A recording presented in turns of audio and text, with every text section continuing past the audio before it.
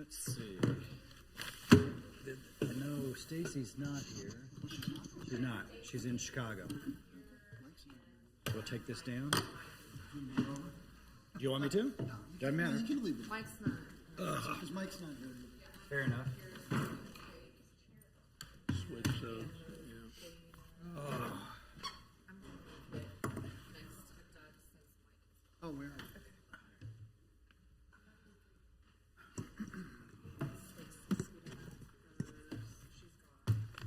We got 2 minutes. Do you mind if I use the restroom real quick?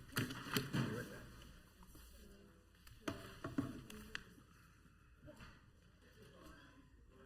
You can do whatever you want. You're in charge. I'm just gonna put him here. I don't want you stressed out.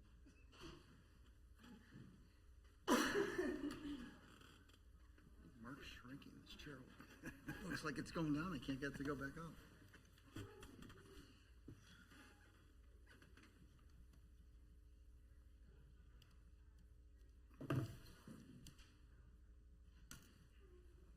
They're not what? Yeah, I can't remember. Yeah, I think there's one. I don't know if I need it or not. Yeah, there's a strip. Yeah, maybe. And the first one's open.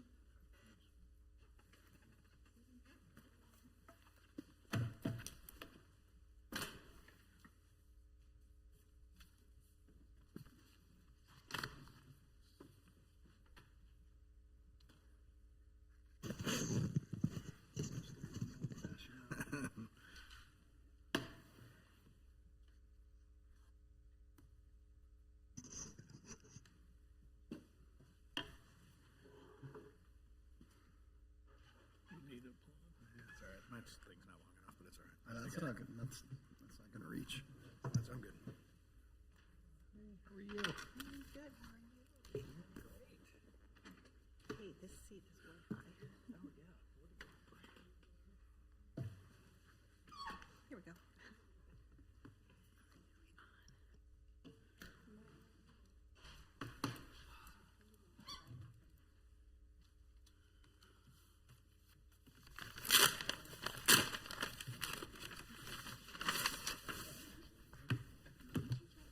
Yes, sir. Thank you. Ladies and gentlemen, call the Leewood Planning Commission regular session meeting to order. Secretary, please call the roll.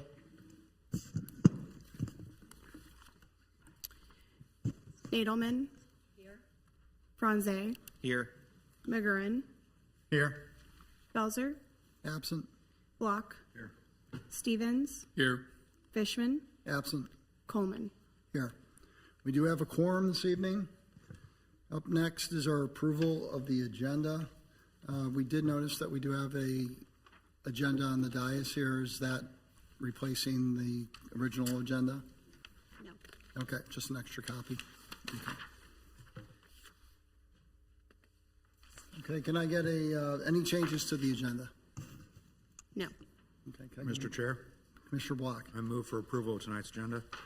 Thank you, Commissioner Block. Second. Commissioner Franze, second. All in favor of approving tonight's agenda, please signify by saying aye. Aye. Opposed, nay. Agenda is approved. We have 2 sets of minutes, one from January 13th and one from January 27th.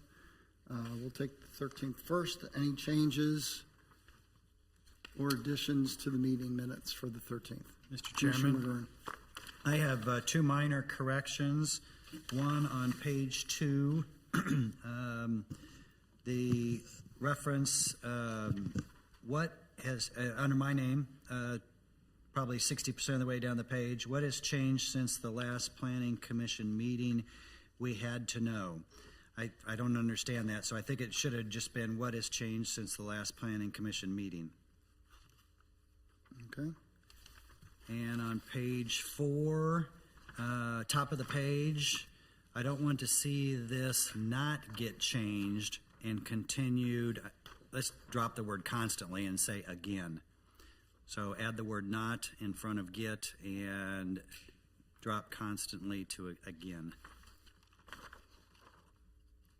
Any additional changes? Mr. Chair, Commissioner Block. I move for approval of the minutes from the January 13th Planning Commission work session meeting as amended. Second. Thank you, Commissioner Black. Second, Commissioner Franze. All in favor of approving the minutes for January 13th, 2026, please signify by saying aye. Aye. Opposed, nay. Meeting minutes for January 13th are approved. Brings us to the January 27th, 2026 meeting minutes. Any changes or additions to those? Mr. Chair, Commissioner Block? I move for approval of the Planning Commission meeting minutes from the January 27th, 2026 meeting. Second. Second, Commissioner McGurran. All in favor of approving the minutes for January 27th, please signify by saying aye. Aye. Opposed, nay. Commission meeting minutes for January 27th, 2026 are approved unanimously. That brings us up. We have a new planning commissioner this evening. Commissioner Scott Carlberg moved out of town. He moved to North Carolina. And the mayor has appointed Dana Farrington, who is currently serving on the Board of Zoning Appeals, to take his spot. Dana, if you could come up, please. And Julie, please administer the oath of office.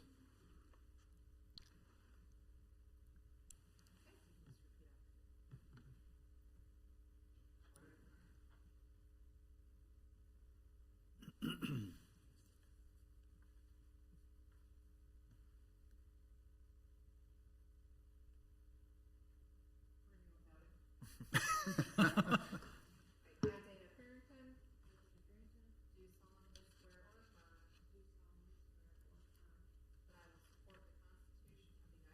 the State of Kansas, and faithfully discharge the duties of a member of the Planning Commission of the City of Leawood,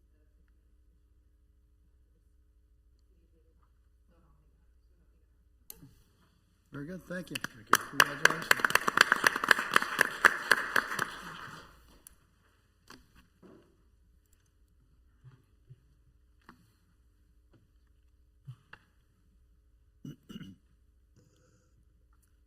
Okay, with that, Secretary, please call the roll. Nadelman. Here. Franze. Here. McGurran. Here. Belzer. Absent. Block. Here. Stevens. Here. Fishman. Absent. Farrington. Here. And Coleman. Here. We do have a quorum this evening. That brings us up to election of officers for the next 12 months. We'll be electing a chair, a vice chair, and a secretary. Are there any nominations for chair? Mr. Chair, Commissioner Block. I nominate David Coleman as chair. Commissioner Block. Second. Second, Commissioner McGurran. Any other nominations? Okay, we'll close nominations. All in favor of David Coleman as chair, please signify by saying aye. Aye. Opposed, nay. Thank you. Thank you. I'll open up the nominations for vice chair. Any nominations for vice chair?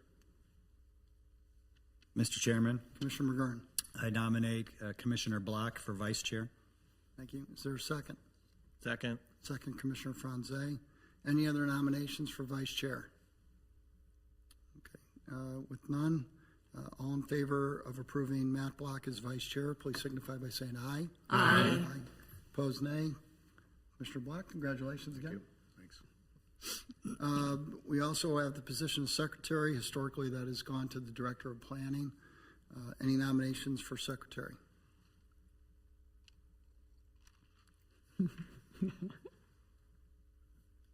Any nominations for secretary? Doesn't have to be the director. Could be anyone. Can someone verbalize the nomination of secretary? Mr. Chair, Commissioner Block. I nominate Ms. Hurley. Thank you, Commissioner Block. Is there a second? Second. Commissioner McGurran, thank you. Any other nominations for secretary?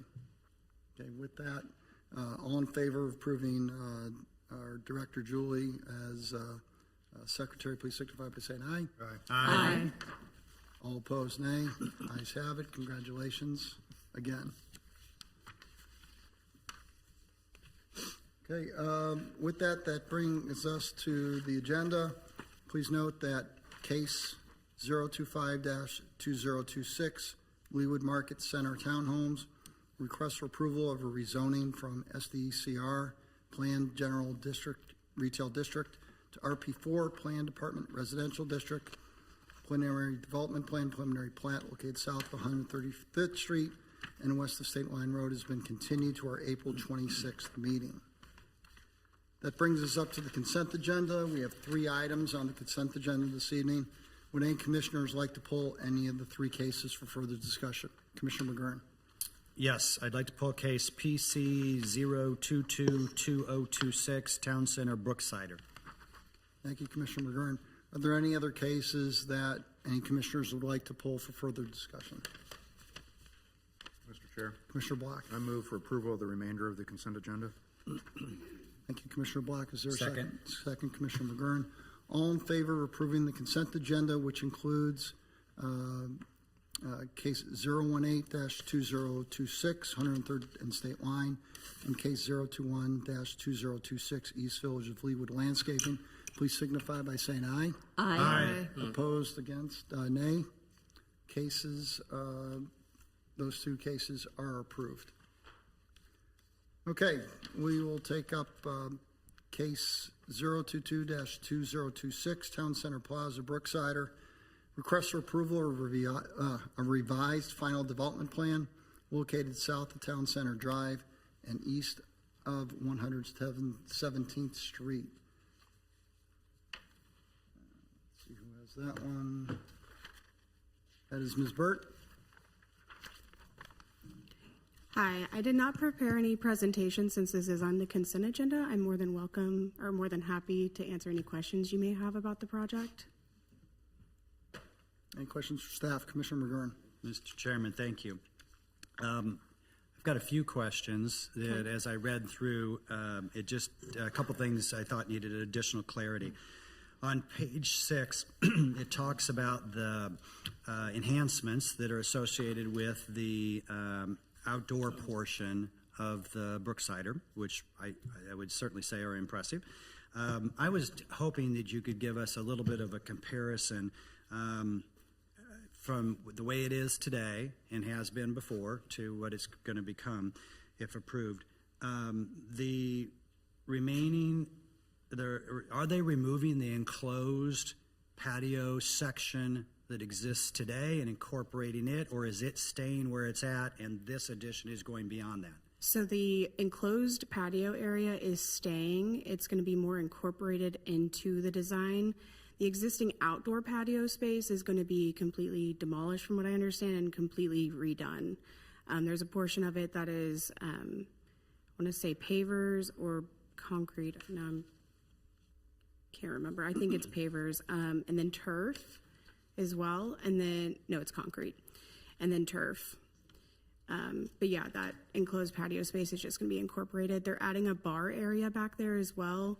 Yeah. It looks great. Yeah, it's very exciting. Nice enhancement. Okay, on the next page 7, it's the picture caught my eye. The top picture. If you look at the steps, there's a gap where it appears a person could fall into a little hole from the walking area. That it appears the rail doesn't come around and include or cover the spot where a person could fall. Does that appear that way to you? Let me look at the plans 1 second.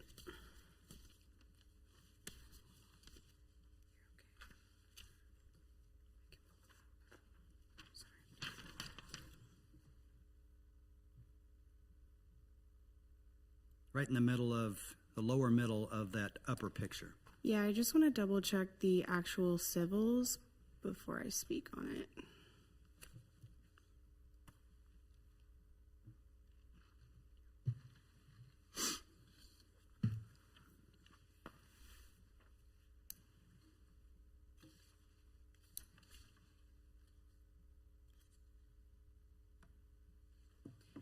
Yeah, it does look like there is a gap there. You So can it- add a stipulation if you like to alter it. I think that's an excellent idea, to assure that that drawing gets corrected. I'm sure nobody intended it to look like that, but somehow it ended up that way. That would be excellent. Just on a note for that would be a good question to ask the applicant as well. Yeah, Fair I would enough. definitely ask them as well. Fair enough. How does the city staff feel about losing 20 parking spaces on the property when it appears that the quote-unquote improvement of 27.3 to 27.4 is not an improvement, right? Nothing Yeah. spectacular. And maybe they don't anticipate having as many patrons as the previous restaurant did, but whenever I was up there, I always felt kind of lucky to get to park in the interior area, not the farther to the south section of the parking area. So it was actually recommended by me to remove those because of the addition of the patio, since it was already approved under a previous LDO, and the calculations for open space, they really had no wiggle room. If they didn't take out those parking spaces, they're already under the required 30%. So this helped them gain 0.1 more, so that they were actually making it better for the nonconformity. Was the 0.1 more required to? So they couldn't make it worse. You can't make it worse. You can only improve it because it's an existing nonconformity. So there is a cross-access parking agreement with the whole Town Center Plaza development. Understood. So we're leaning on that, since that is already within the deed work and everything, that they have the extra parking, which it's already overparked over there.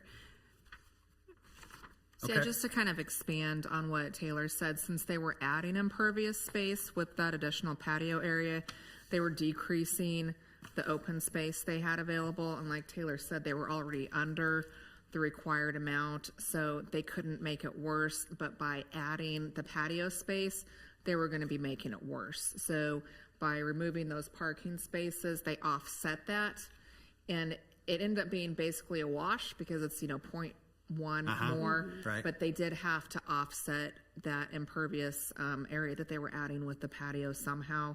So that's why we had suggested that they look at removing some of the parking spaces, since that existing cross-access easement is in place to allow for that.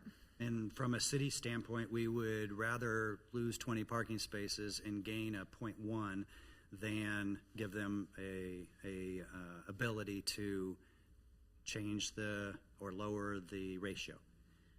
Right, like Taylor said, they can't, the way the ordinance is written, they cannot decrease that open space since they already did not meet the requirement.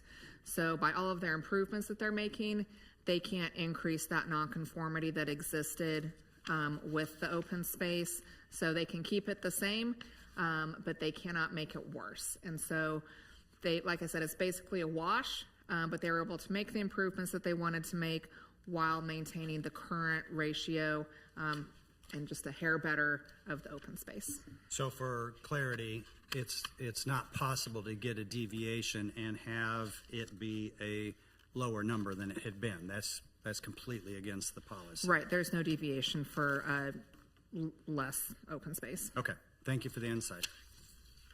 I appreciate it. Any other questions for staff? Okay, with that, I'll invite the applicant to come forward. I believe that they're on Zoom. This is Daniel Umscheid, principal with Clockwork Architects, and I am present. Okay, do you have anything to say, or a presentation, or any comments? I'm happy to address any questions of the council that are in addition to the ones already asked. Okay. Any questions for the applicant? Commissioner McGurn? Mr. Chair, Thank you. Mr. Chair, I apologize. Yes, Ms. Brooks. Can Daniel please state his address for the record? Yes. Sir, can you please state your full name and address for our record? Sure. Daniel Umscheid. Address is 423 Delaware, Suite 102, Casey Mo, 64105. Okay, thank you. Thank you, Michelle.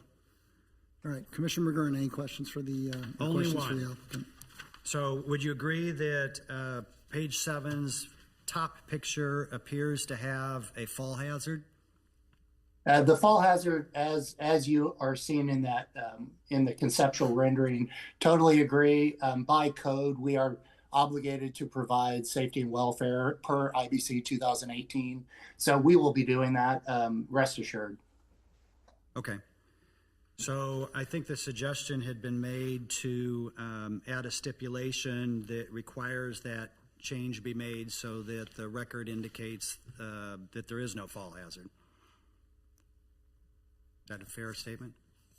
Yeah, so if we're wordsmithing it kind of on the fly, can we have something that would be like, prior to governing body consideration, the applicant shall revise the plans to mitigate any potential fall hazards off of that back stair with their plan set, or something to that matter, just so we're very clear and we have our stipulation correct. That sounds perfect, and you could reference it as on page 7 of the case. Thank you.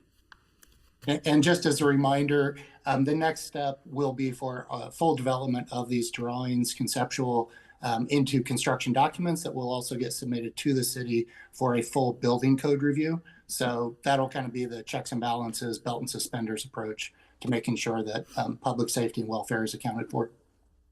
Excellent. Any additional questions for the applicant?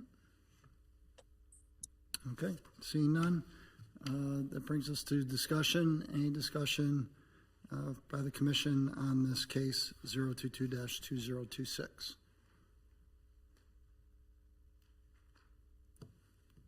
Okay, seeing none. Mr. Chairman, Yes, Commissioner McGurn. I'd like to move for approval of Town Center Plaza, Brooksider revised final development plan, PC 0022026. With the stipulation. Excuse me, absolutely. With the stipulations already referenced, the one stipulation already referenced included. Okay, thank you. Is there, second Commissioner Nadelman, any discussion on the motion? Just one comment by myself. This is a great addition. I think an improvement over the Hereford House. I've been a patron of the Brooksider, the original one, and look forward to them coming out to this location as well. Okay. All right, all in favor of approving case 022-2026 as amended, please signify by saying aye. Aye. Opposed, nay. Case is passed and sent to the governing body. Thank you, sir. Thank you all.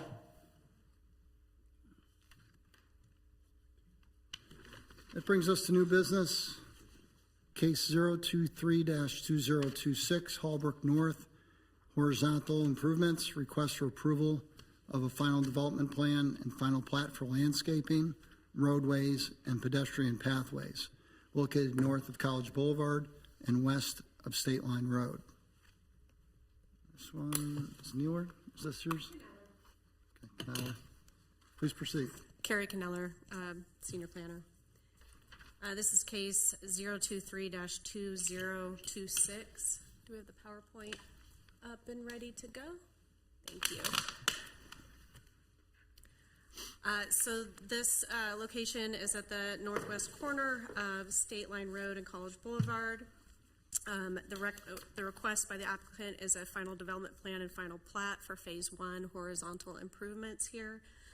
The site is composed of approximately 34 acres of currently undeveloped land, 6 lots and 8 tracts. The applicant proposes the initial horizontal improvements for the phase of this project that will serve construction for further vertical build out. There is one deviation request with this final development plan for interior property line setback at 0 for the parking areas that are internal on the site. And there are previously approved deviations from case 73-25 that are listed there in your PowerPoint and in the staff report as well. These are roadway improvements, diagonal on-street parking to serve the headquarters development. There's 13 there, including 1 ADA spot. There's temporary and permanent pedestrian infrastructure. The temporary infrastructure for pedestrians will be removed and widened basically to the width of the permanent pedestrian infrastructure as well. There's a detention basin on the south of the site, internal street lights, connection to the existing trail at the dog park, and landscaping to be included with this as well. There's also a final plat that includes tracks A through G, easements for utilities, and right-of-way on College and State Line. Staff has provided you a memo with some changes to stipulations that the applicant requested at the last minute. So we have 36 stipulations with this project listed on the memo on the dais for you there, as well as some stipulations that Public Works had too that are in that memo. And that concludes my report.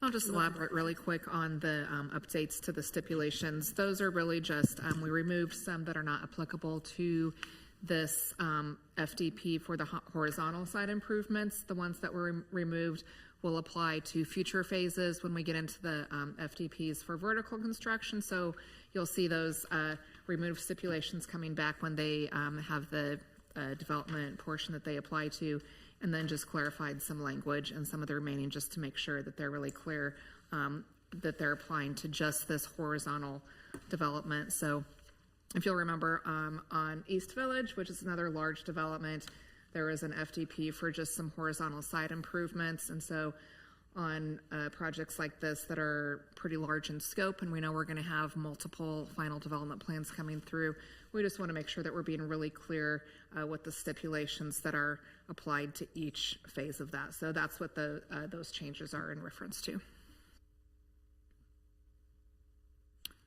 That's it.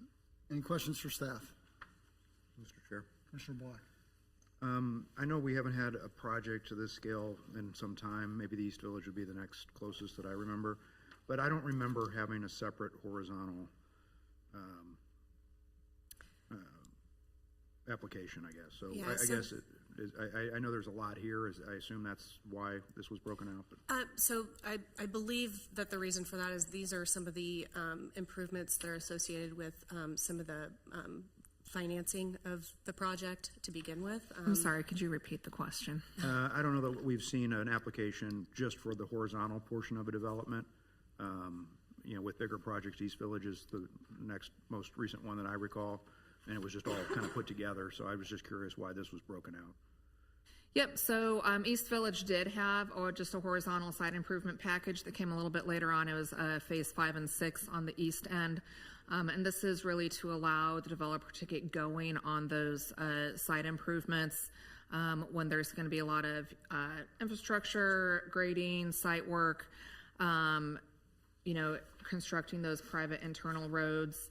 On this particular site, there's going to be a fair amount of digging down that they have to do with the scope of the buildings as tall as they're going to be. So this allows them to get going on that preliminary site work that needs to be in place before they start actually constructing the vertical elements of it. So as far as I'm aware, the one that we had for East Village a few years ago is the only other just horizontal FDP that we've had come through. And then I know the slide said phase 1. Do you see this happening before there's any vertical construction? The improvements that are part of this whole packet, yeah.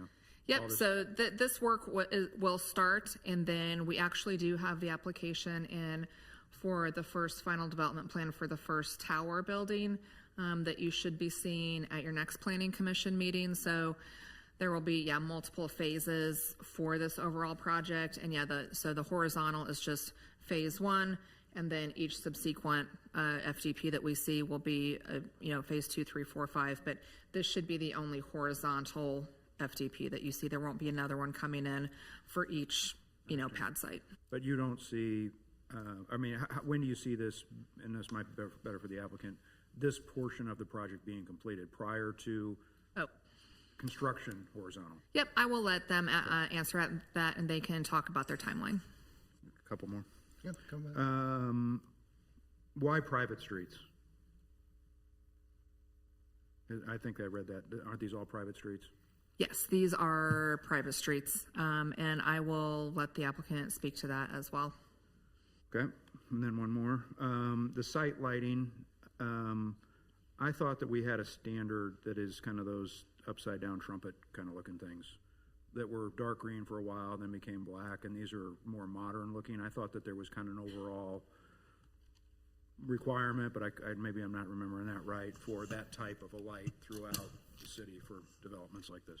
The city doesn't specifically have internal, like for like these private streets, street lighting standards. We do have a lighting standard between 133rd and 137th, and that's probably those very ornate site lights that those street lights that you're thinking of with the high gooseneck. There is a light standard for that particular corridor that a lot of the developers have opted to kind of incorporate into their design to kind of create that continuity with site lighting. And Mr. Scoville can kind of jump in if I'm talking out of turn on that. But overall, no, we don't have any specific requirements. You know, there are requirements for the lighting on the public right-of-way that the city would install. But like internal lighting like this, we do not have anything specific outside of the 135th Street corridor. And if I could jump in too, just to provide a little bit more context, there was part of the package, there was a design guidelines package as well. It's a little bit light right now, but that'll be updated and more specific for things like, you know, lighting and those sort of things to come with later packages. Thanks. Any additional questions for staff? Okay, I'll invite the applicant to come forward. Please state your name and business address for our record. My name is Carl Lay, Van Trust Real Estate, 4900 Main Street, Kansas City, Missouri, 64112. Mr. Chairman, members of the Planning Commission, thank you very much for the opportunity to come before you today to speak about this case. I've got several people with me, experts in our field. I've got Justin Duff, my colleague at Van Trust, as well as David Rezak, who normally would be here, is out with an illness, so we wish him a speedy recovery. I've got Phelps Engineering, our civil engineer for the project, Merge Midwest, traffic engineer for the project, BBN, which is our landscape architect, and we also have members from Burns & McDonnell, our design builder for the project. As it relates to the question, I think Commissioner Block posed about the final development plan for horizontal. So many pad sites, when you're building a building, you might have a few weeks worth of site work to do before you start construction on the building. This parcel has over 60 feet of fall from one end to the other. There are internal streets, utilities to extend. So we have a few months worth of site work to do before the building pad for the headquarters can be ready for that vertical building to start. There was a picture up a little bit ago that had the previous picture that showed the blue, highlighted in blue. Yeah, so that would be the first building that would start construction. So as you can see, it is on the interior of this site. So you really can't get to it unless we do all this site work first. And so that's why this case is before you to allow us to get going on that many months worth of site work to enable the building pad to get going. I've got Phelps Engineering, Judd Clausen, who I think if there's a question about the private streets, I'd like our civil engineer to answer that one, if that works for you. Thanks, Carl. Judd Clausen with Phelps Engineering, 1270 North Winchester, Olathe, Kansas, for the record. To answer your question, Commissioner Block, it's private streets because really there's not a public standard that would fit to be able to allow, you know, a public street in this type of scenario. You have such reduced setbacks. You have parking along the street there. So there are things here that are private in nature. Still works great traffic-wise, still built to public standards, KCMMP concrete, you know, asphalt depth thicknesses per the city's ordinances and such. So it's built to meet the public requirements, but it needs to be private because of those types of things to be able to accommodate such as dense development and the things that we're trying to provide here on the site as far as those types of streetscapes and amenities. Thanks. Any other questions for the applicant? Commissioner Block? Well, and I don't know, Mr. Layer, what is the timing? I mean, you mentioned the blue. Do you think that all these streets will be put in before you start the horizontal, or I'm sorry, the vertical? No, we would start, the key to starting vertical is to get that building pad, the grading to where that sub-level of the pad so they can start foundations. I expect that the infrastructure work would take over a year to complete. And when we start talking about paving, while cranes and concrete trucks are still coming into a property, there's some strategies to defer the final lifts of paving until that heavy equipment's done. So the project, the vertical building, will be the first one to start. It's also the critical path to the first one that needs to be open. So it takes the longest to build, about 3.5 years to construct that building. So I could see, final lifts of pavement to deferring at least a couple of years, on the outside. We also talk about landscaping, and our team's working with what's the right time to plant trees. We want them to grow and get some size to them when the building opens, but we don't want them to be in harm's way for that same heavy equipment. So there's still some details to work out there, but I think it's a 1 to 2 year build, start to finish, in terms of all the things that you're seeing on this case today. Thanks. One more. And then I guess just as far as pending approvals, when would you start? You said it'd take about a year for the site work. Sorry, what was when would you start? You said the site work will take about a year, but when would you start? Yeah, so this case would, as soon as we get through council approval, we'd be working with staff to have permits reviewed at the same time. So the goal would be to start by June 1. Thank you. Of this year. Yep. When do you anticipate the first building to be completed? The first building would be the headquarters, and they're looking to start move-ins in Q3, Q4 of 2029. 2029. Yep. Any additional questions for the applicant? Mr. Chair. Oh, yeah. Commissioner. I just wanted to clarify the decorative paving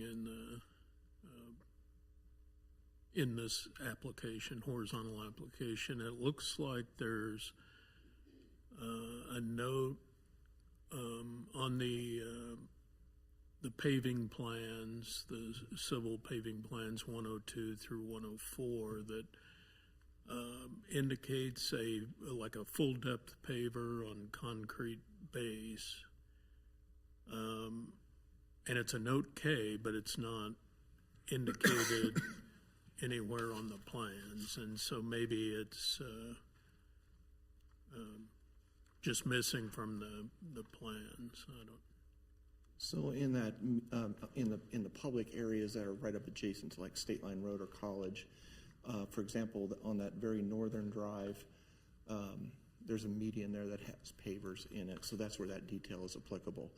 On the site itself, it's a concrete crosswalk that's stamped and colored, so it has, looks like brick and such, but it's a little more durable for those types of crosswalk situations. We weren't planning on using actual pavers in those locations. Okay, but the 3 street entrances, then the public median and the right. So it crosswalks. matches what the city has done on the public streets throughout the city there. Okay, all right. And then I was curious, on the private street that swings around adjacent to the dog park on the west, there's a section of concrete paving opposite what would be the headquarters garage, maybe entry and exits, and that's indicated there because of a lot of cars coming in and out, wear and tear on the paving, or? That's actually really the back of house for the building right there. That's where there's 2 truck docks that are back in that building there, and so those where deliveries and stuff come in. Those are where the utilities come in and stuff. So there's some turning movements with box trucks and small, pup type trucks that come into that location right there. So we wanted to reinforce those pavement areas to make sure that it holds up for durability and such because of the truck turning movements and that going on in that location. Okay, great. Yeah, makes sense. I think that's it. Thank you. Okay, thank you. Any additional questions, Commissioner Franze? Thank you, Mr. Chair. Another timing question. Where in the process would like signaling upgrades that are happening along state line be taking place? Is that as the roads are getting built, or is that later in the process? I believe the public improvements for the signals, they're captured by this plan, correct, Judd? That's all covered here. So there are public improvements all along State Line Road and College Boulevard, and including turn lanes, signal improvements, for example, at Site Drive B, which is on the east side there along State Line Road, is the second one down. That'll be a brand new signal at that location there. At College and Overbrook, there on the bottom of the page, there's an existing three-legged signal there because of the three-legged intersection. We need to add the fourth leg to that. There's also some signal upgrades to that system that are needed that we'll be working with Public Works to specify those and get those put in place. Those public improvements have to be done and accepted by the time we're ready to get our occupancy permits. It's typical with any kind of improvement. Public improvement has to be done before you can start occupying and using that first building. Great, thank you. Is that? I'll just add that our master builders from Burns and Mack are telling me that they would see starting that in spring of 27. Okay, perfect. Any other questions for the applicant?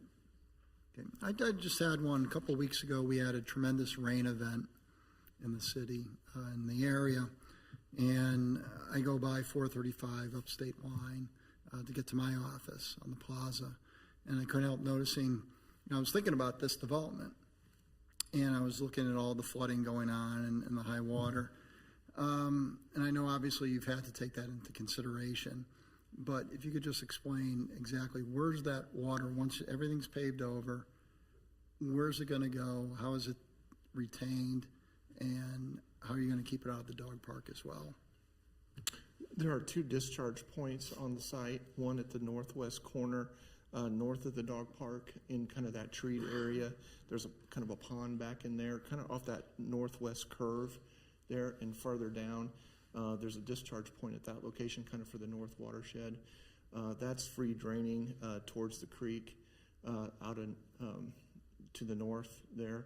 And then in the southwest corner, in the track there off of the exterior road on the southwest corner, that is an extended dry detention basin, which helps, does provide detention, but mainly designed for the 1% storm event, for the water quality event. And we are providing not only that, but also stormwater chambers, native vegetation, and other BMPs on site to address the water quality component.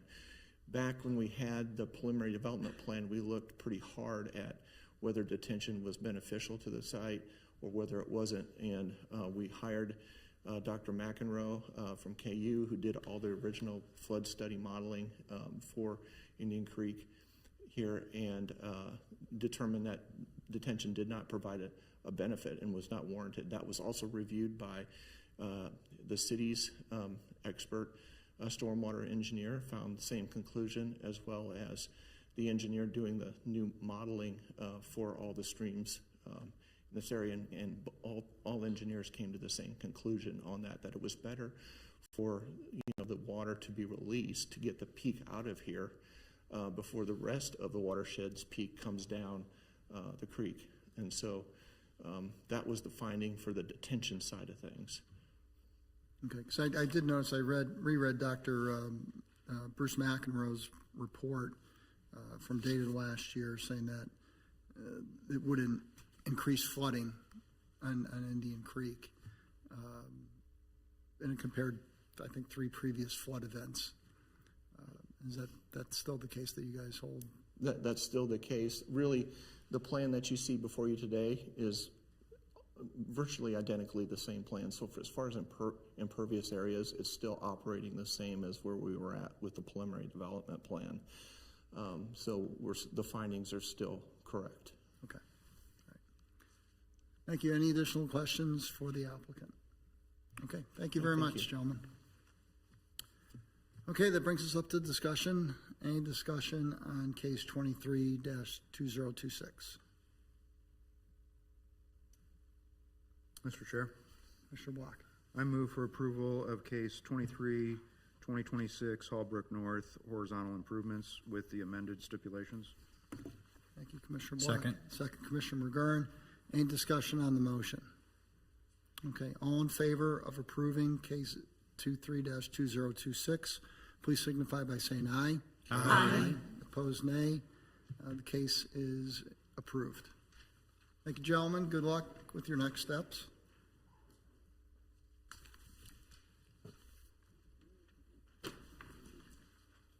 Okay, that brings us up to case 24-2026, Parkway Plaza, Everbrook Academy. Request for approval of a preliminary development plan, special use permit, daycare center located north of 135th Street and west of Briar Street.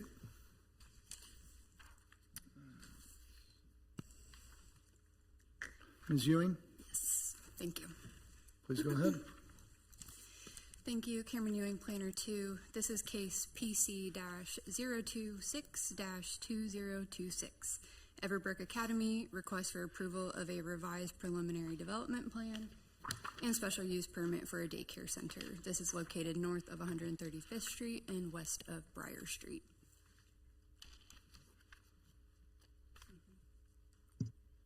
Can we have the PowerPoint pulled back up, please? Thank you. The subject site is Lot 19. It is currently undeveloped and vacant. It is located in the southwest corner of the Parkway Plaza development.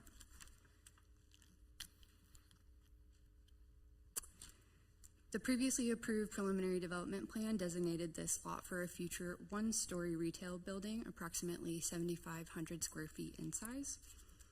The applicant is proposing to construct a 10,300 square foot building on the subject lot with a fenced-in playground proposed to the west of the building, which is approximately 7,200 square feet in size.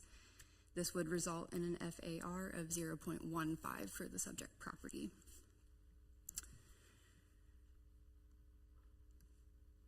At the southeast corner of the subject lot, the applicant is proposing to complete the portion of the circular garden feature that falls onto this lot, as well as provide sidewalk connections to the adjacent lots and the perimeter of the development. Elevations are not reviewed or approved with this preliminary development plan application, and at the time of the final development plan, the applicant shall provide final elevation drawings that meet the requirements of the Leawood Development Ordinance. The applicant has provided preliminary elevations of the proposed building, which would match the design and materials utilized and approved for the Parkway Plaza development. These preliminary materials that are proposed are cementuous stucco, stone, brick, clay roof tiles, and dark bronze metal detailing. The proposed building height would be approximately 30 feet. The overall Parkway Plaza development does have an approved deviation to allow for a higher parking ratio, as well as a cross-parking access agreement that was approved in 2005 and still stands to this day. Landscaping and lighting are not approved with this preliminary plan application, and at the time of final development plan, the applicant shall provide a final landscape plan and photometric study that meets the requirements of the Leawood Development Ordinance. And since this application is requesting approval of a special use permit for a daycare center, staff has reviewed the application with respect to the golden factors. All criteria have been addressed and an analysis has been included in your report. As part of that requirement, the applicant held an interact meeting. This was on March 9th, 2026. However, there were no attendees from the public. A summary has been included in your packet. Prior to the issuance of a building permit, the applicant shall be responsible for a park impact fee, public art impact fee, or piece of public art, as well as a 135th Street corridor impact fee, and those amounts will be determined at the time of the final development plan. And then there's also a memo on the dais from the fire marshal that was not included in the initial posting of the packet online. However, the applicant has satisfied all comments from the fire marshal, but just wanted to make sure that was included in the record. And with that, staff recommends approval of case PC-024-2026 with the 27 stipulations listed in the report, and I can answer questions. Thank you, Ms. Ewing. Any questions for staff? Commissioner Block? Ms. Ewing, just above or north of that, like Aqua Square, there's another parcel or portion of the site of the overall development that's not been developed. I thought we approved a case in the not too distant past. Remind me what that was. Yeah, so that was actually the Jameson Medical Building. That would be the ACS Ambulatory Services. They also did have the special use permit approved, but that was a preliminary and special use permit. There has not been a final approval issued on that site. Thank you. Any other questions for staff? Okay, thank you. I will invite the applicant to come forward.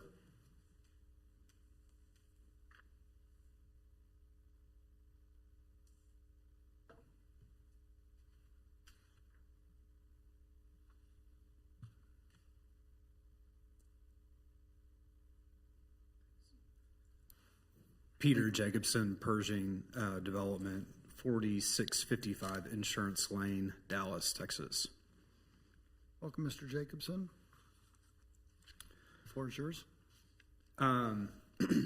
So we developed for the Learning Care Group, which is the parent company of Everbrook Academy, across a number of states in the U.S.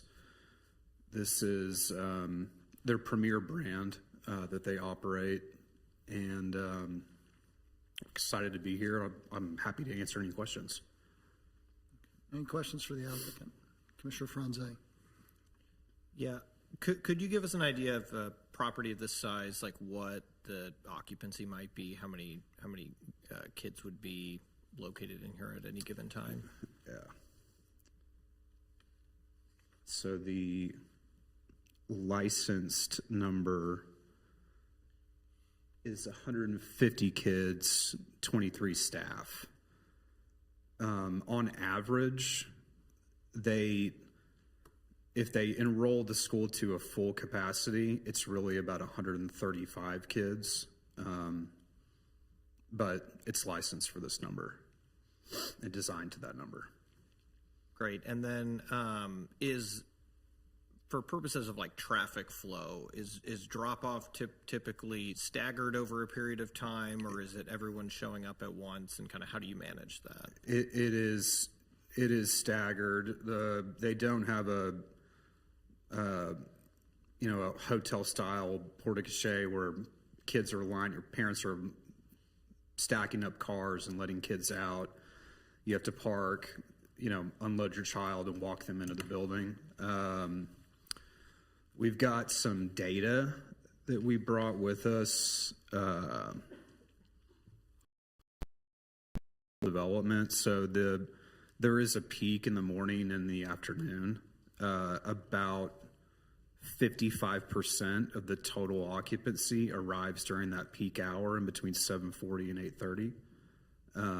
The rest of it is, starting at 6, and some people drop off at 10, just depending upon their situation.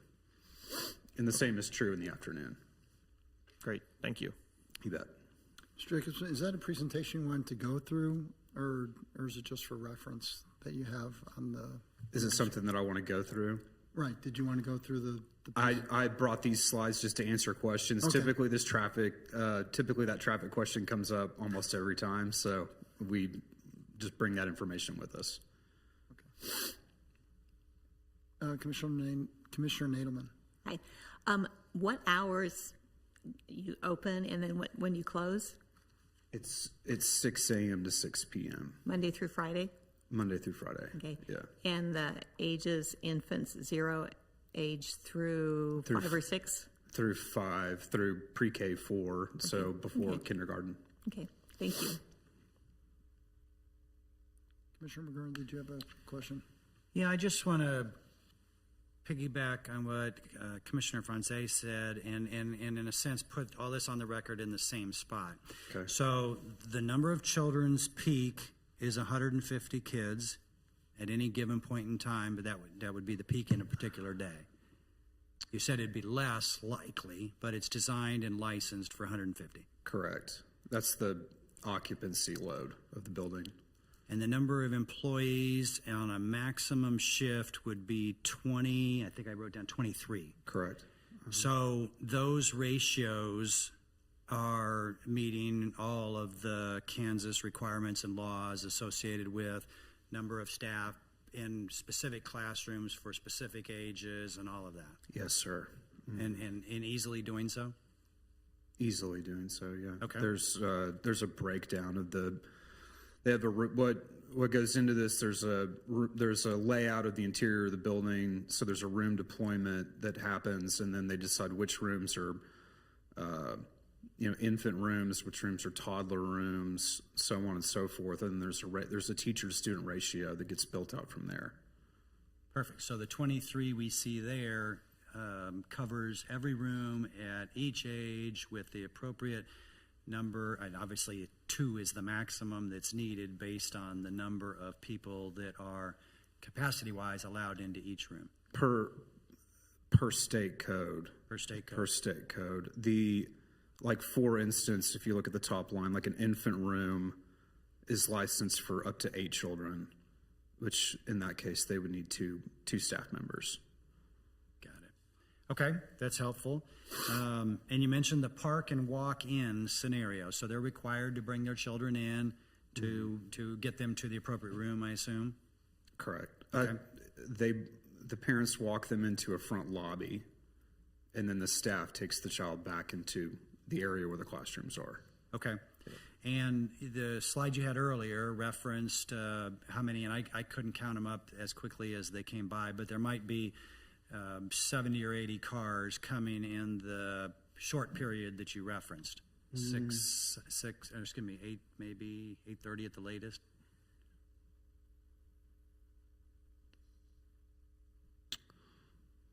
There it is. Yeah. So from 7:40 to 8:40. So in that hour, there's 10, 20, 30, 40, 50, approximately 60 cars that come in that 1 hour period. Right. This table breaks down. So let me go through this in a little more detail. So this table breaks it down in 10-minute increments. And we have this data because when a parent comes in to bring a child in, they're clocked in. So we have this historical data about how parents and children show up to the facility. So at any given time, so a car in, and then there's a car out. And that's generated because it's about, I think they said it's about 3 minutes that you're from your car in to drop off and say goodbye, back in your car. Okay. So this calculates the maximum number of cars that could be on site at any given time. And there are 39 parking spaces that are, in a sense, specific for the development, for your facility, but at the same time, there's more parking that's accessible beyond that. Per the declaration of that center, yes. Correct. So at any given point in time, it appears there might be a maximum of 14 cars at the most at any given point in time during the day. And there's 39 spaces, and potentially there's 23 staff members who potentially each drive themselves. Correct. So that'd be 37, 37 out of the 39 spaces. Correct. Okay. Yep. And obviously, that meets all the requirements necessary. Yep. Thank you. Yep. Additional questions for the applicant? Commissioner Block. This facility, would you consider this a direct competitor to the child care facility to the northeast, about 500 feet away? Kitty College? Kitty College, I think so, yes. They're a competitor. Yeah. I mean, same ages, same service. I guess I'm just trying to understand I don't know much about, I don't have kids that age. I'm just trying to, not a trick question. I'm just trying to understand what the when we, this has been an area of town that they've long since sought after. There's about 7,500 kids in between the ages of 0 to 5 within a 10-minute drive time of the site. and about 60% of the 60% of the homes in that area are dual workforce homes. So in theory, about 4,500 kids need childcare in the area. So there's a huge demand. Yeah, we've seen a lot of applications in this corridor, so Yeah. thank you. Any other questions for the applicant? Okay, thank you very much, sir. Thank you so Appreciate it. much. Right, this case does require a public hearing. Therefore, I will open up the public hearing. If there's anyone in the audience or on Zoom that would like to discuss this case, please come forward. Mr. Chair, Commissioner Block. seeing none, I move to close the public hearing. Second. Commissioner Franze, second. All in favor of closing the public hearing, please signify by saying aye. Aye. Opposed, nay. Public hearing is closed. That brings us to discussion by the commission. Anyone have any comments on this particular case? Mr. Chair. Commissioner Block. Mr. Jacobson, I think you were greatly prepared compared to some of the other applications. I mean, you knew all the questions that we were going to ask before we asked them, so I very much appreciate that. For being an outside, not a guy with the facility itself, is I think how you introduced yourself. I thought that was pretty good. Thank you. Any other comments? I got a motion? Mr. Chair. Commissioner Block. I move for approval of case 24-2026 Parkway Plaza, Everbrook Academy, with the included stipulations. Thank you, Commissioner Block. Second. Second, Commissioner Franze. Any discussion on the motion? Okay, all in favor of approving case 24-2026, please signify by saying aye. Aye. Opposed, nay. 24-26 is approved unanimously. Thank you, Mr. Jacobson. Brings us to case 26-2026, Town Center Plaza, French Quarter.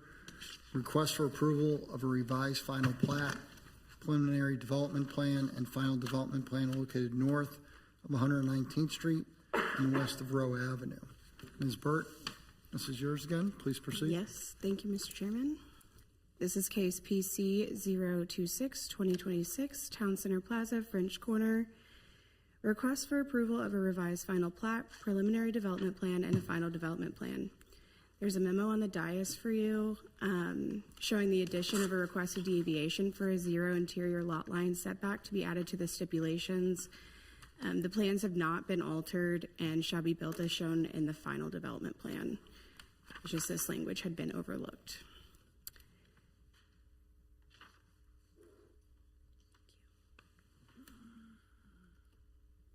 And if I could get the power, oh, thank you.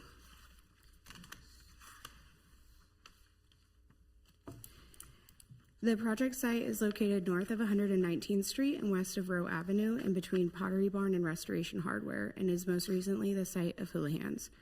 The existing lot is proposed to be divided into 2 separate lots to construct 2 one-story buildings with 16,701 square feet of commercial space within the Town Center Plaza development.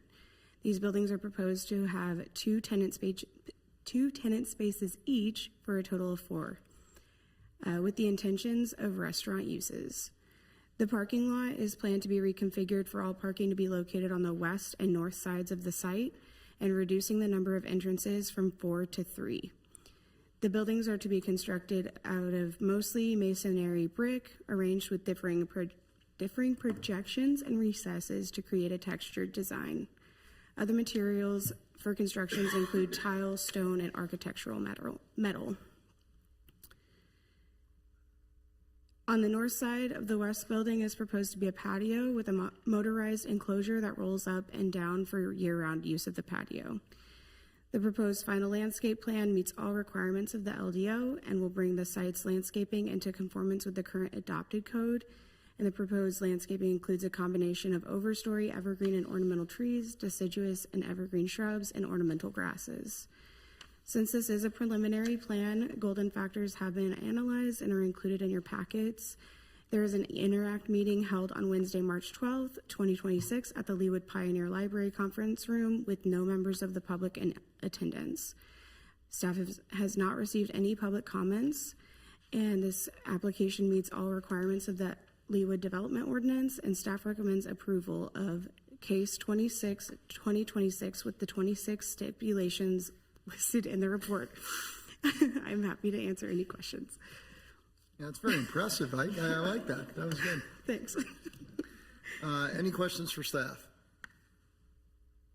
Commissioner Block. I'll keep going. So the separate lots, I guess I'm confused a little bit about the trash being only on one. I mean, what if, are there somewhere recorded in the deeds that they have to share the trash? Or, I mean, what happens, you know, they sell off a property and they don't get along or whatever, and how does that all work? I think that might be a question for the applicant. The trash enclosure was something we spoke about a lot. It does mirror, this is the same developer that did the Shake Shack several years ago, and it's the same kind of setup over there, but definitely ask the applicant. I remember that, okay. Yeah. And then you say you talked a lot about trash. I'd be interested to hear, and this might be a question for the applicant too, but it's a lot of trash. I know. We spoke about it a lot. Yeah, you can definitely ask them. Okay. They talked about it 26 times. Probably 27. Just waiting for someone to go down that road. No, I think that's it. I'll ask the applicant, I guess, the rest. Thank you. Any other questions for staff? Okay. With that, I'll invite the applicant to come forward. Welcome, sir. Please state your name and business address for our record. Dave Olson, representing 119th Street Investors, LLC, 5841 135th Street. Very excited to present this redevelopment. Houlihan's, it's been a fixture. We've acquired it, and we have a great redevelopment plan. We're setting that in motion now with construction to start in probably early May with demolition. So I had a nice presentation put together. She pretty much covered all the nuts and bolts. I heard a question about trash. I will just scroll through a couple of points. So in the back of the building, you can, and you can't see those, okay? So let me try this slide. I've highlighted the pedestrian connectivity. So the tenants, both lots are tied together with a reciprocal easement agreement. The trash is handled as a CAM charge, common area maintenance charge, and all the tenants will be using the trash enclosure there on the west side. It's positioned in the best location for access for a trash truck, and we've provided the sidewalk along the rear of the building so that each tenant exits the back of their space, goes over to the trash enclosure. And if you kind of go through the package there, you'll see man doors in the trash enclosure. They can access it from the south side.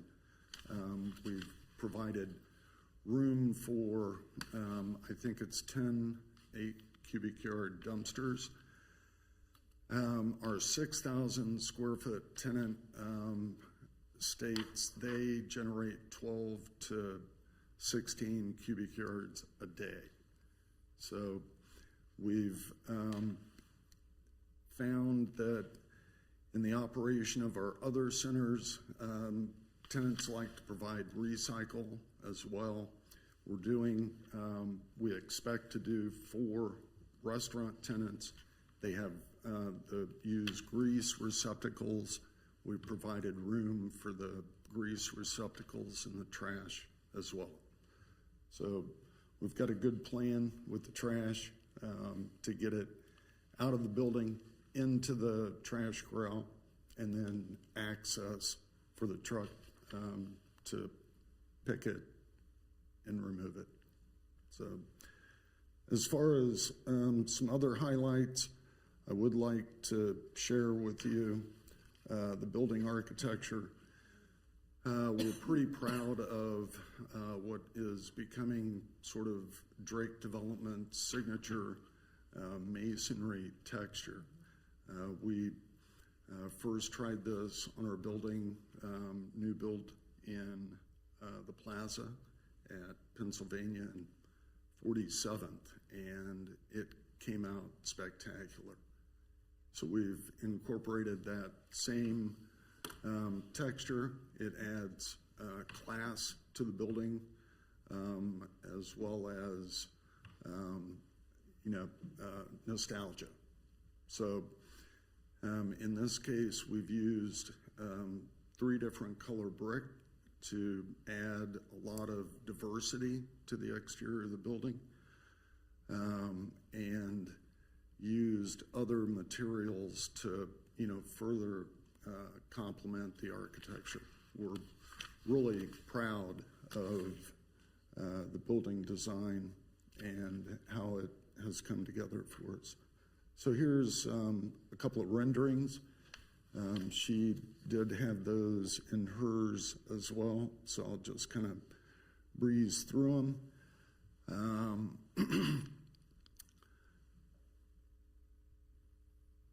Other than some of the site improvements, we are increasing impervious area by almost 28% of what is there today to roughly 35%. So we're pretty proud of that as well. And there's the view from 119th. So having said that, thank you for the opportunity. And if you've got any other questions, be happy to answer them. Thank you. Any questions for the applicant? Commissioner Nadelman. Timeline-wise, I don't know if you have tenants in mind. What even types of restaurants are you looking for? We do have very specific tenants in mind. We've got 2 LOIs signed, and we're going to lease. They're new to the market, high-end restaurants, and I can bet you'll be happy with those. Good. What kind of seating capacity will each of these have? Just roughly. I haven't, seen their complete test fits yet. I would expect the Western 6,000 square foot tenant to have somewhere between 150 and 200 seats. The other spaces probably would be in the 100 to 125, maybe 150. Thank you. Any additional questions? Commissioner Block. So the name of this is going to be called French Corner. Correct. Is that a person's name or is that a style of food? Leaning toward style. Okay. Yes. Okay. And you guys, staff and you all might have talked about it, but the trash in the back, you did the development for Shake Shack as well, they said? That's correct.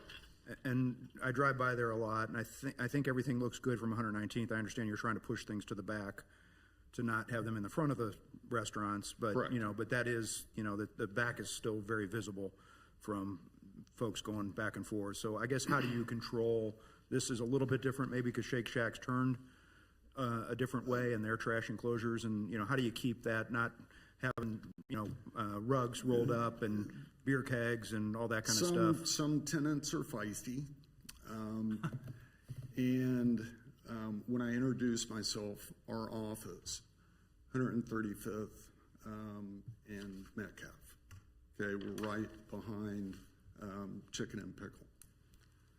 So we'll be surveilling this one and reprimanding offenders.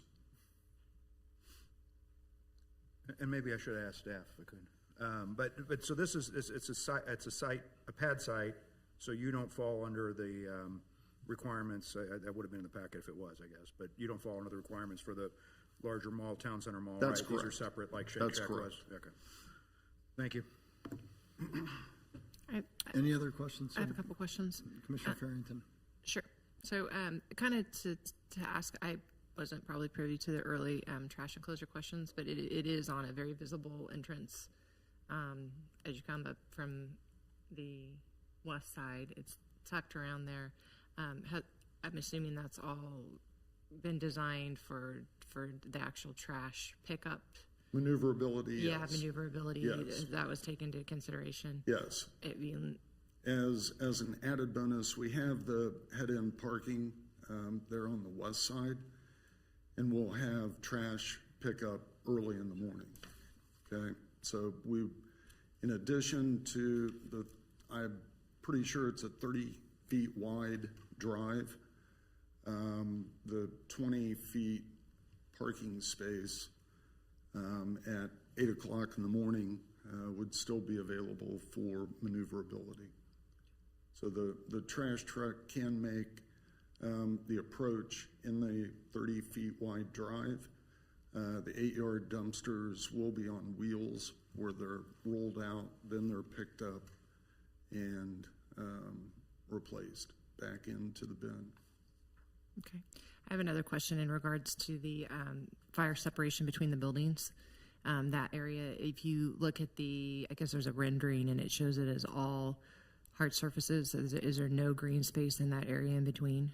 There is landscaping and a sidewalk in between the two. Okay, because is it a 5-foot width total? 5 foot wide, the separation between them. The two buildings? 14 feet. It is 14 feet, okay. Yeah.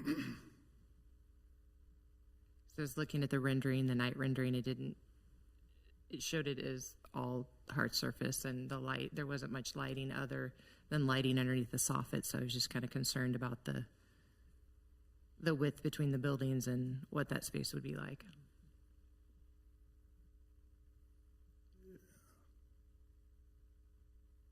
We don't have very many narrow alleyways in Leawood. There. Can you see the landscape plan there? I can. I'm kind of looking at the rendering in the packet. It would be. The artist probably missed the. It's east building, northeast perspective. That kind of shows the height and the depth and.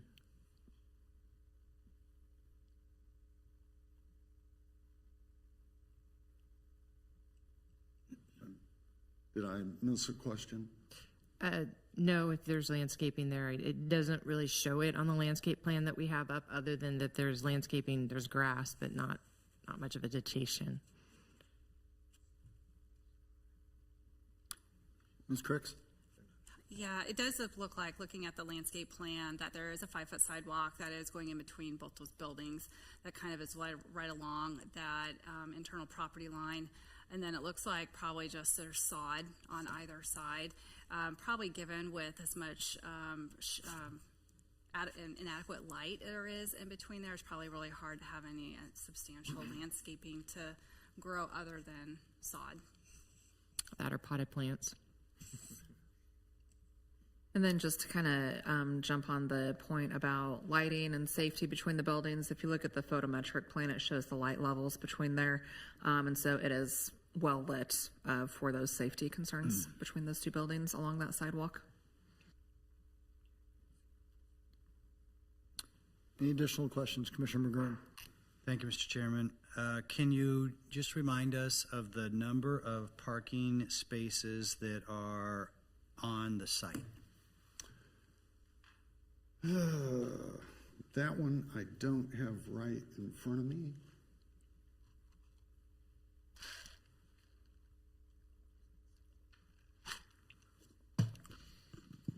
There's a total of 65 parking spaces. 65. And what is the estimated number of employees that would work within these restaurants? The 6,000 square foot probably would be roughly 20, and then probably 10 on each of the other. Okay, so approximately 40. And those people, would they be required to park outside of this specific spot? Yes. And we have successfully gotten a parking easement with the center. How does that work?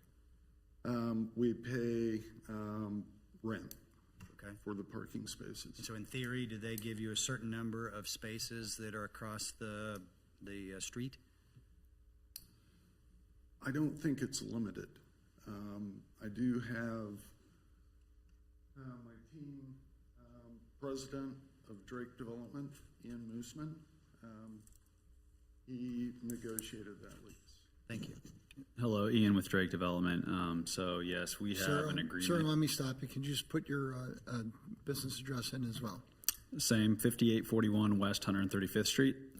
So we have a cross-parking agreement with them, and it's really, there is no specific number, like Dave mentioned, as far as like the exhibit for the cross-parking agreement. If you took the western boundary and the eastern boundary of our lot and extended it all the way north to kind of where the small shop space, as I would define it, is, it's that entire area. If I had to throw a number at it, 100 plus stalls probably. So they've been kind of championing and cheering us on because they're excited about these new tenants as well. So it's been a really collaborative relationship.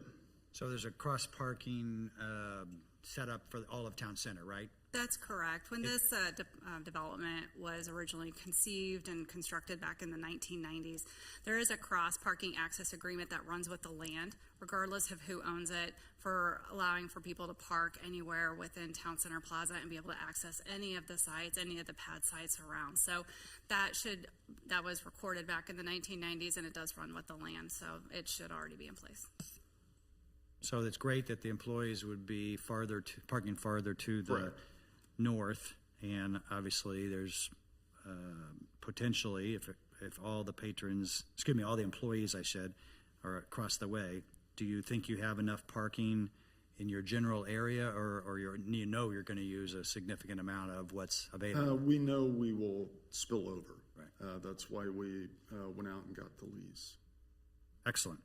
And that parking is all across the street that goes from Knoll to Row, right? Okay. So is there already the appropriate, or will there be appropriate crosswalks designed or built to get people to your place safely? We have our pedestrian connectivity that I have on the screen here. It looked like there it is. Okay, so basically that line that goes across the top, and once people get across the street and they get to, there's a sidewalk that's going to be there, and then there's basically one path through which they get to any of the restaurants. Right. Okay. Thank you. As a former restaurant employee in my younger years, I can tell you, the employees will be far away from the building. Yes, exactly. I believe that. Yes. Any other questions for the applicant? I have one more question for Sure, the applicant. Commissioner Farrington. I'm looking at the civil site plan that you have up on the screen, and you have a patio enclosure on the larger Lot 3A, the bigger. That's correct. Yeah, and looking at the packet, you have also that is a motorized enclosure, so an encased patio. And then the ones that are next to it, the three, are those all open patios Yes. with like open fencing, or they're not enclosed as well? They are not enclosed. Okay. And the 6,000-foot tenant, that patio area is covered with an awning, if you picked up on that. Yeah, it looked in the yeah, from the renderings. pictures, it looked Yeah. very enclosed. Yeah, But the three adjacent to it are more open air. they are, Okay, with fencing and meeting all Correct. the codes and everything. correct. And because if you look at that site plan, it goes right up to the sidewalk to the parking. So with those Right. fence lines all being aligned with that enclosure. We've reserved, yes, a 5-foot sidewalk there beyond what we're allowing as patio space.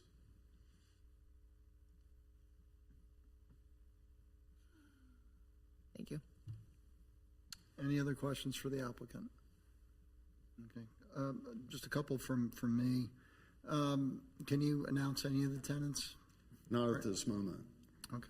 I assume they're all going to be different kinds of, you're not going to have like all steak restaurants or No, a good mixture, if you will. Yes, there will be different flair. Different. I like that, different flair. Okay. Just curious, obviously Houlihan's right now their entrance is facing south. Correct. And you're flipping it all around to face the north. What was the thought process in that? Two reasons. One, it's more commensurate with our west neighbor, east neighbor, kind of brings everybody up in the same plane, so to speak.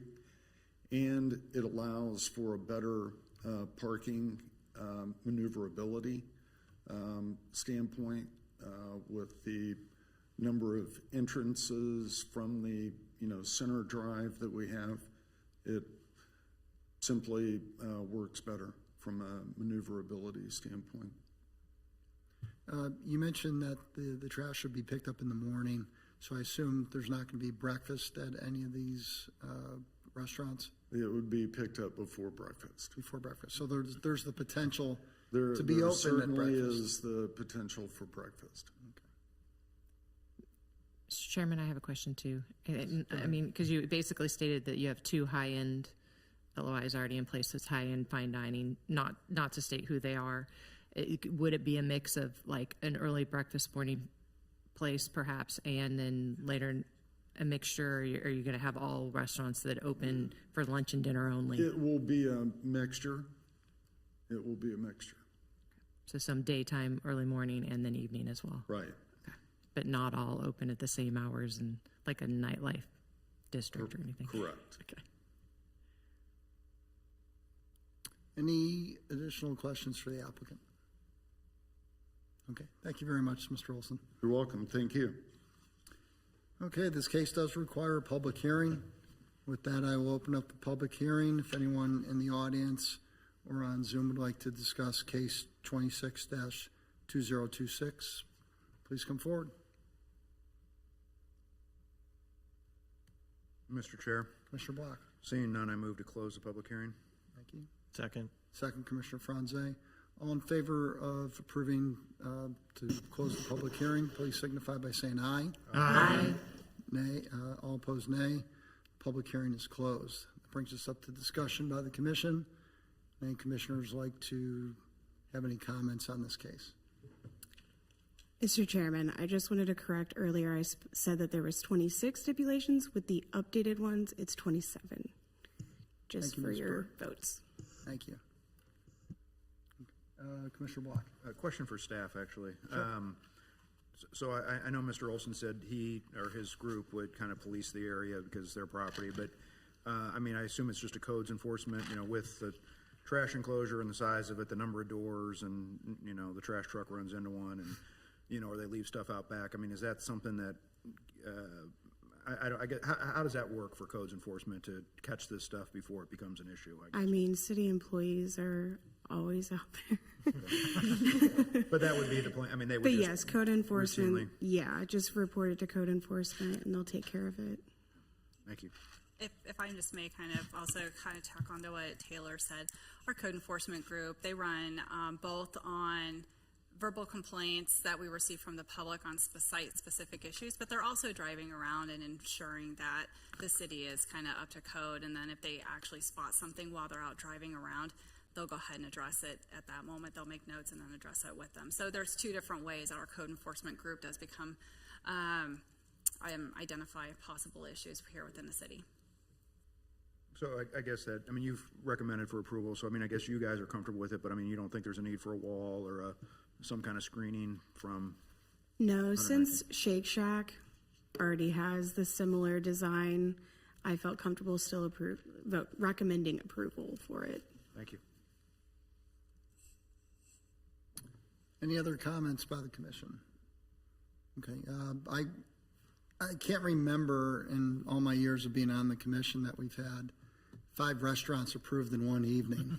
That's new ground. But also, I think it's very exciting that we're revitalizing Town Center, which is our premier shopping area in town, especially one of the, I assume it's one of the original buildings, if not the original building, to redevelop it into something more exciting and allowing more patrons to come into the area. It's almost like Town Center is now the hot place for restaurants in the future. In a couple of years, it'll be very interesting once the Brooksider and these four go in there to see how much traffic that brings in and how much it boosts Town Center. One other interesting note, we always talk about Town Center being overparked. And if I'm a restaurant owner, I'd rather be in an overparked area than underparked. I think that's why we've seen some of the restaurants in Town Center Crossing go under, is there isn't enough parking. It just gets too jammed up in there. And this, I think, just the easement with the parking is going to do wonders for these four restaurants, as well as for the Brooksider on the other side. So very exciting times to see what happens in the future with Town Center. So with that, I'll entertain a motion. Mr. Chair.